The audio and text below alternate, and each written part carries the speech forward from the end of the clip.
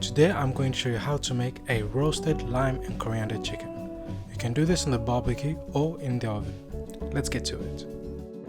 As usual, ingredients in the description below, and please don't forget to subscribe. You will get a very good flavor if you use fresh herbs for your coriander and your mint. So grab a handful of each and chop them very fine. You can also use the ground dry versions if you prefer, but using fresh herbs really bring out the flavor in this recipe. Add your herbs in a bowl, then add your spices, which is your Garam Masala, Cumin, Turmeric and some Chilli, as well as some salt, and squeeze in half a lime, or more if you prefer. Add a teaspoon of minced garlic and follow that with some yogurt. About 150 grams to 200 grams should suffice. Mix that very well, and this is now the marinade that we're gonna use for our chicken.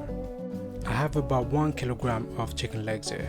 Score your chicken well to make sure that your marinade can really penetrate the meat, and now rub your marinade into your meat.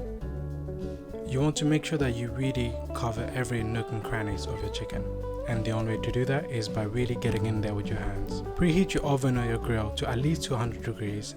Now place your chicken onto your grill and let that cook for at least 15 to 20 minutes. After which you can flip on the other side. You only need to flip this once and that will cook quite thoroughly.